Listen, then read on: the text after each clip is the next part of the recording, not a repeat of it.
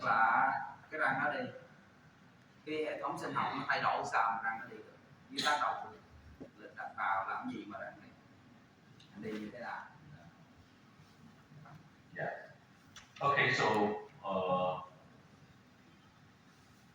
when you talk about this, so khi chúng ta nói về cái vấn đề này, what is required here is chúng ta thấy cần phải có nhu cầu. we have a tooth, we need to have a healthy periodontal ligament, and we need to have a bone. Dạ, tức là để cho răng nó di chuyển thì chúng ta cần phải có cái răng đó thì có những cành trù nằm trong sườn. Thì để có chuyện đó mình học là răng có thể được.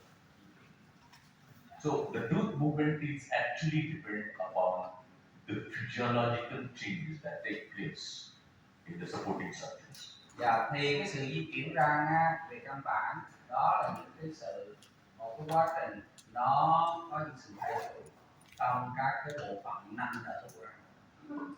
So there are a lot of changes take place at the histological level or biological level and molecular level, chemical level that happens in the periodontal ligament, which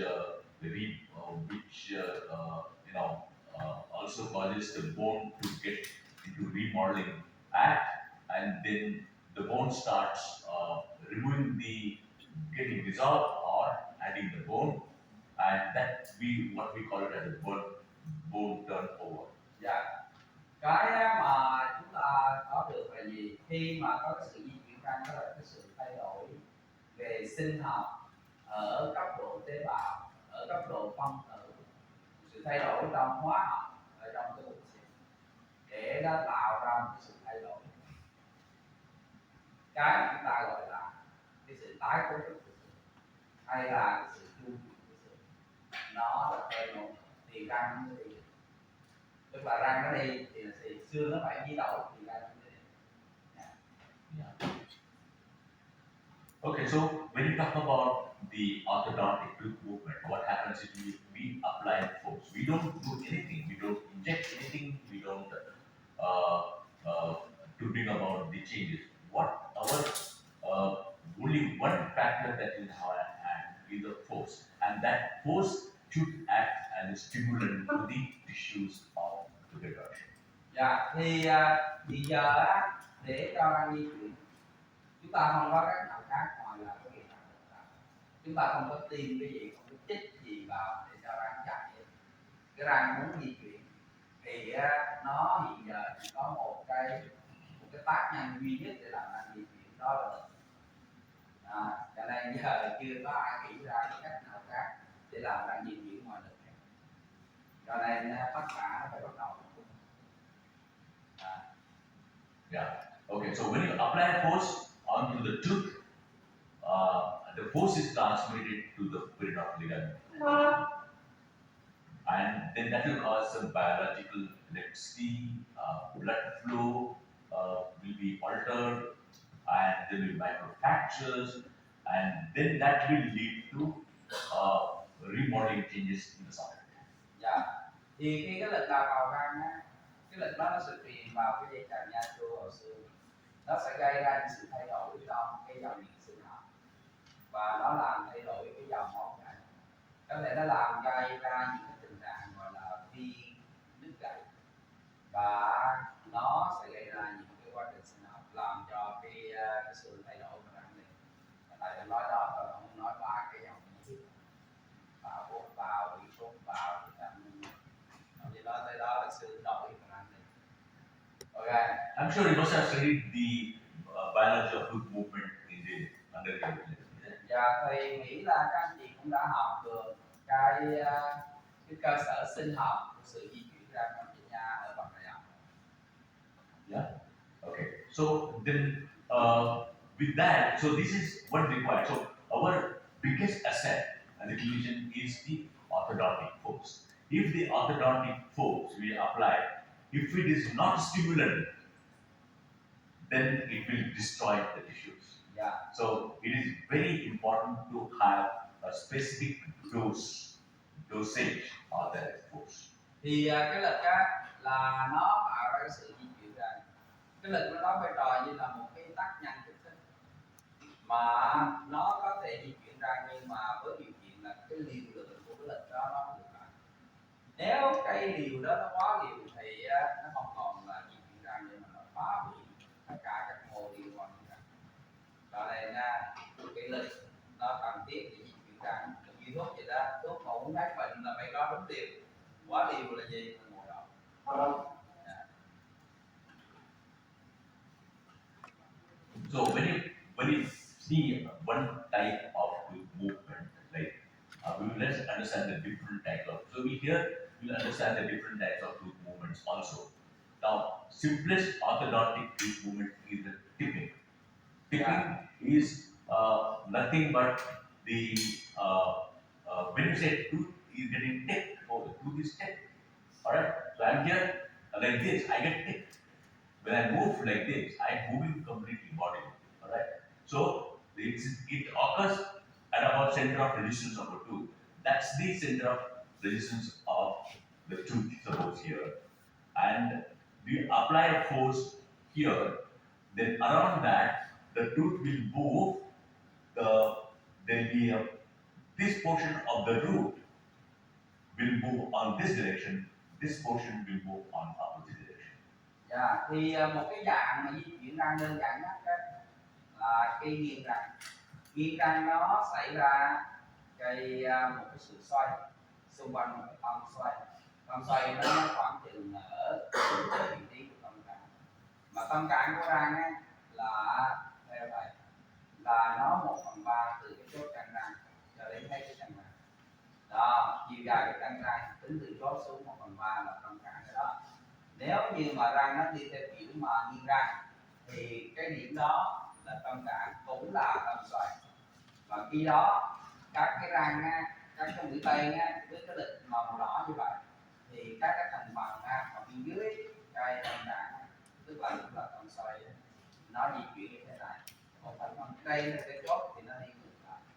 Đó là gì? Là nghiêng răng. Ok. Yeah. Okay. So the so the root tooth is moving on this direction. The root is also moving in the opposite direction. This side. The tooth moves more here as you go towards the center of distance. The amount of tooth movement, root movement is less. Approaches zero here, and then the root will start moving on the opposite side. Yeah. Thì với tác động của cái lịch như thế này thì sự di chuyển ở chỗ màu xương ở chỗ cổ răng những gì nó giảm dần tới chỗ tâm cả là sự di chuyển nó bằng không. Thì từ cái chỗ đó là sự di chuyển bằng không, thì đây cái chỗ thì nó tăng lần mức độ di chuyển và nó theo hướng ngược lại. Yeah, method from the root apex. And the forces are high at the apex and the alveolar crest. So that we need to really understand, because alveolar crest, here the forces, here the force, the tooth is knocked into the socket. Alright? This is a crown. The forces are very high here and very high at the apex. Dạ, cho nên thì cái lực nó cao ở đâu? Ở chốt răng với lại màu xương. Và như lại tôi nói nó giảm cái mức độ zero ở trong tất cả, cho nên cái lực nó nhiều nhất và cái sự di chuyển ra nhiều nhất ở đây. Khi nó truyền tới cái chân răng này nhỏ là ở đây zero, cái chỗ này là zero, tăng là tới chốt và gì đó. Yeah. Okay, and the force that is required to bring about tipping of a tooth is 50 to 75 grams. Và cái lực phù hợp cho cái hình thức di chuyển này là từ 50 đến 70 gram. Đó, cái lực phù hợp nếu chị chọn là để di chuyển răng theo kiểu nghiêng răng thì 50 đến 70 gram. 50 for the anteriority, 75 for the posteriority. Là 50 là đối với răng trước thì răng nhỏ, còn 70 là đối với răng sau, răng cuối. 75. Okay, so that's just a guideline for you. Alright? Đó là cái guideline của hướng dẫn. There are many other variables that need to be considered. Và rất nhiều cái biến số mà mình cần phải xem xét. But the way we are talking about the cybernetics as a guideline, Yeah. and we don't have to actually treat patients to those particular numbers. Similarly, we don't have to be exactly the same in terms of post application. Trong chỉnh nha, không phải lúc nào mình cũng theo đúng con số tiếng Anh. Cũng giống như là trong separatic, mình không bao giờ bị rỉ theo các con số. Thì chỉnh nha cũng vậy, đừng có bao giờ bị các con số. Thì đó là cái guideline, cái nguyên tắc chung thôi. Tùy trường hợp còn có thể thay đổi. Okay, so then what do you come to know is the second part of Và cái phần thứ hai, cái loại di chuyển thứ hai đó là tình tiết. is the translation. Đó là di chuyển tình tiết. Translation is nothing but the bodily movement of the food. Thì tình tiết á, cho là có hai chữ translation của tình tiết và bodily movement của tình tiết. Now, in this case, what happens is when you apply force, the all of the PDL is uniformly loaded. Dạ. Thì các cái tình trạng kia, cái tình tiết là tất cả cái dây chằng ra chuông nó bị tải lực đồng đều hết, từ cái màu xương cho tới chót là đều chịu một cái lực như nhau. All of the PDL is uniformly loaded. So you ideally expect the rate of movement or the type of the movement uniform across the root in one direction. Và cái sự chuyển động cũng như vậy. Sự chuyển động của cái răng nó đồng đều nhau hết. Tức là ở chốt răng đi bao nhiêu ly thì ở chỗ mặt của cái răng mà chỗ ngang mặt xương đi bao nhiêu ly. Cho nên cái răng nó đi song song nó đi từng đi.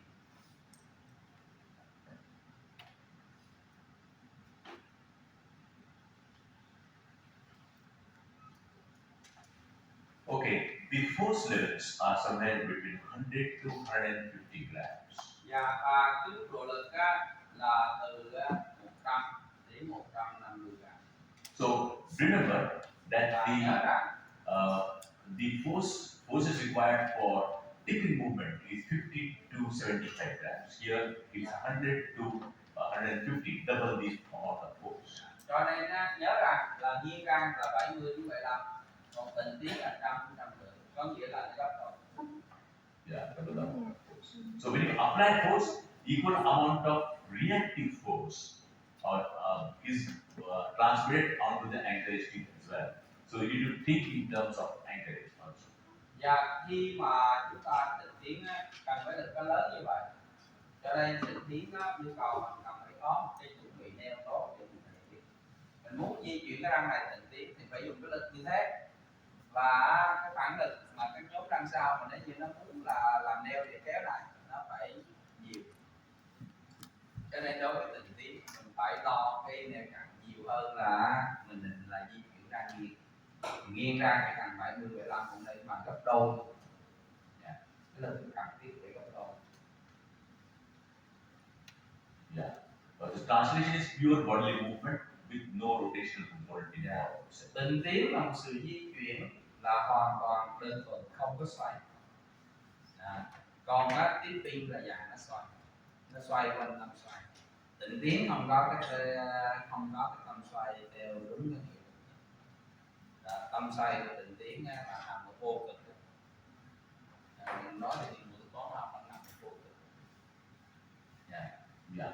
So definitely, and then you say what kind of movement. So your diagnosis exactly pre-treatment condition of malocclusion would dictate what kind of movement you want to bring about. All right. Some situations you want to bring about tipping movement. Some situations you want to bring about bodily movement of the tip.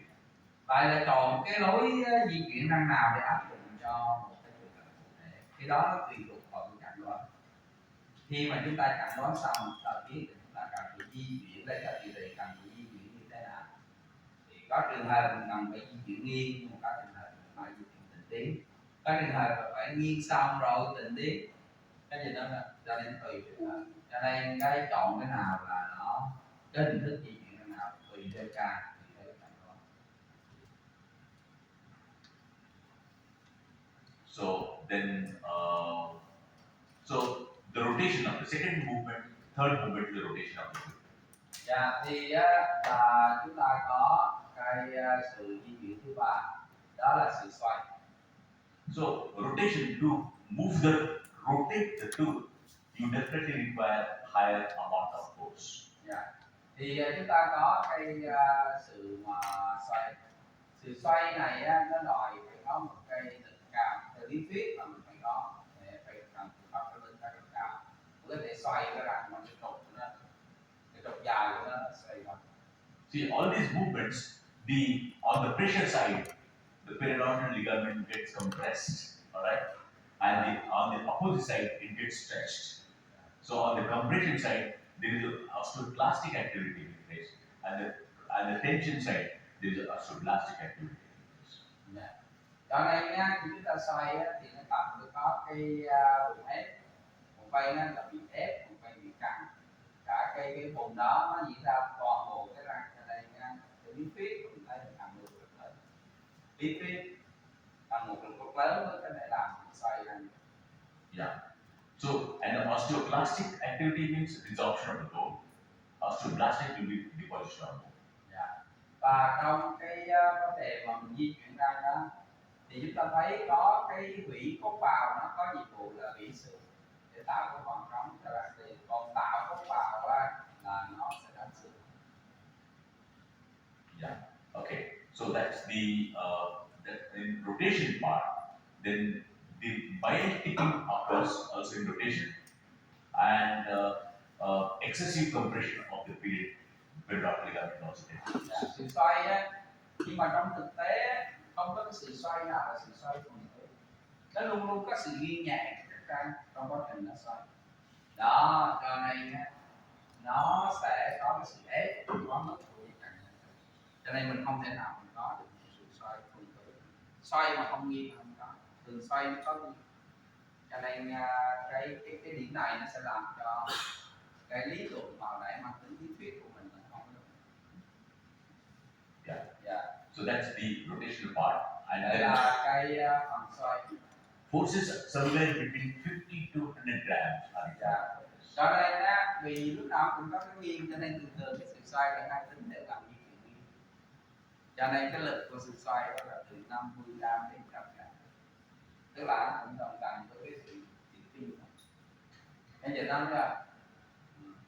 So 50 grams for the anterior teeth, 100 grams for the posterior teeth. Dạ, 50 gram cho các răng trước, còn 100 gram cho các răng sau. Các răng sau muốn xoay là 100 gram, các răng trước khoảng 50 gram. So the posterior teeth, of course, they are multi-rooted teeth, so it also has a larger root surface area.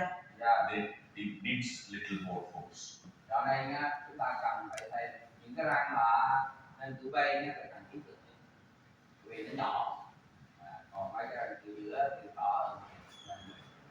Nhưng mà răng cửa thì nhìn chung là nhỏ, cái răng có nhiều răng cho nên là được.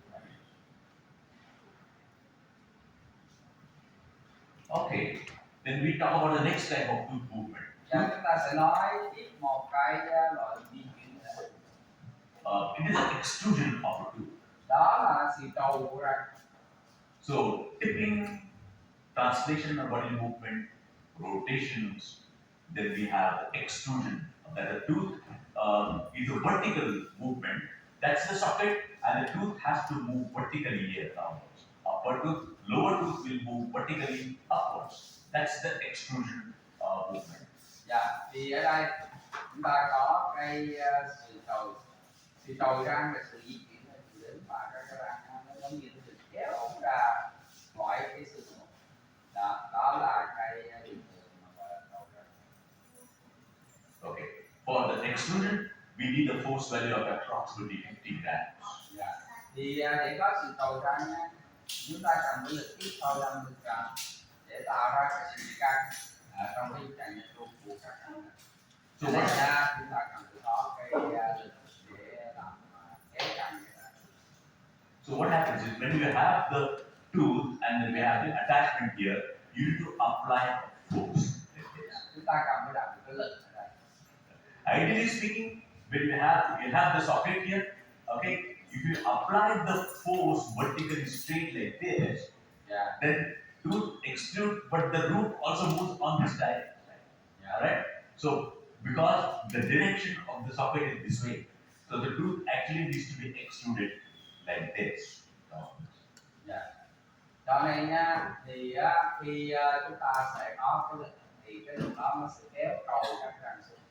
Cái lực đó là theo cái hướng mà cái trục răng thì nó kéo trồi cái răng ra. Okay, so that's important thing to do. These are basic things.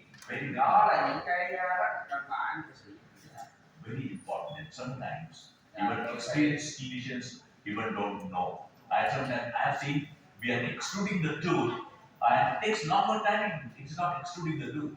Why it's not extruding the tooth? Because when you apply a force this way, the bone on this is getting dissolved and it takes longer time to get dissolved. Alright? So chúng ta thấy là mình có thể là trầu răng, nhưng mà cái trầu răng mà mình dài lâu thì nó sẽ bị kiên trì. Và chừng nào chúng ta làm quá lâu thì nó kiên trì. Is okay? Dạ các chị ok. Everybody is very serious. Dạ mọi người có vẻ là serious quá, có vẻ là nghiêm trọng quá. Okay. So we need a 50 grams of force. Dạ cái lực mà để trầu là 50 gram thôi. So it is nothing but a translation out of bone in an axial direction. Dạ thì là cái sự trượt cái sự trầu là gì? Trồi để giống như cái răng nó tịnh tiến theo cái hướng trục của răng để ra khỏi cái xương cái ổ răng. Trồi là giống như tịnh tiến cái này ra khỏi cái ổ răng để chưa nó. Okay. Yeah. Then we have the intrusion. Và chúng ta có cái lún. Are there too many types of movements? Yeah. Are there too many types of movements? Có cái loại di chuyển răng nào khác không? Còn mấy loại này cũng có cái loại di chuyển răng nào khác. Okay, so intrusion here. Thì lún. Intrusion. Lún ở đây. Intrusion is also vertical movement. Và lún ở đây cũng là một sự di chuyển răng theo chiều hướng theo cái lún. Here, vertical movement Ở đây thì cái sự di chuyển into the socket and not onto the socket. Yeah. So when you have the intrusion movement, và khi chúng ta có cái the forces are concentrated at the root apex. Và cái nó đi vào tất cả cái lực nó đi vào cái chốt răng. And the root apex, you know that you have the blood vessels and nerves entering the tooth. Và chúng ta biết ở cái chốt nó có cái lỗ chốt nơi thần kinh và mạch máu. Those are và nó vô trong cái tủy để nuôi sống cái tủy răng. Yeah. And those are vital structures. Và nó là những cấu trúc sống, cấu trúc mà có sự sống. So we have to take precaution so that we don't crush them. Vì chúng ta không cắt nó. That means our force values need to be little lower. Và cho nên cái lực chúng ta cần phải giảm được. You must have seen sometimes the orthodontic treatment somebody is doing and the tooth turns its shape, color and becomes non-vital. Và các chị thấy có những trường hợp chỉnh nha bị đốt các cái răng á, có một vài cái răng nó đổ màu sậm là do nó bị chết rồi. Khi mình di chuyển răng, di chuyển không có đốt, đứt cái tủy luôn. Has anybody seen the tooth? Các chị có bao giờ thấy không? Thấy một cái răng không có gì hết, nhưng để mình thấy nó chết tủy, nó sẫm màu này. Okay, so we need to be very careful about. Chúng ta cần phải cẩn thận. It's very efficient tooth movement, but we need to be careful about it. Nó là một cái rất là hiệu quả nhưng mà chúng ta It is actually a translation of a tooth into bone in an axial direction. Và cái trong đây là nó có thể là di chuyển răng đó, mình có thể quan sát nó có thể kết hợp cùng với việc là nó nghiêng răng đến chứ không có khi nào mà nó lún cùng với chiếc thì mình lún nó sẽ vừa lún. And the vertical forces, this is the least amount of force, 15 to 25 grams of force. Thì cái lực á, mà đúng rất là nhẹ, nó từ 15 đến 55 gram một. 15 grams for anteriority and 25 grams for posteriority. 15 gram lại cho cái trước, còn 5 gram cho cái So, cho cái sau. Yeah. If you see the other two movements, this is the thấy toàn bộ các cái sự di chuyển này. this is the movement which requires the least amount of force. Đây là một cái mà cần cái mức độ lực ít nhất, đúng ra là cái cần phải dùng cái lực thấp nhất, có 10 mấy gram nè, 15 gram nè. Yeah. 15 gram nè. Okay, so now you have got a fair idea Thì about chúng ta chỉ đã có một cái ý tưởng nó chung chung how much force to apply. thì bao nhiêu lực cần phải đạt vào. So you have the force measuring gauge. Okay. Chúng ta có cái thước đo lực. Then we have various orthodontic components. Chúng ta có những thành phần. And you have the guidelines as to how much force to be applied. Thì chúng ta có những cái guideline hướng dẫn về việc. Then it becomes very easier for you to apply force. Thì lúc đó rất dễ dàng để chúng ta áp dụng.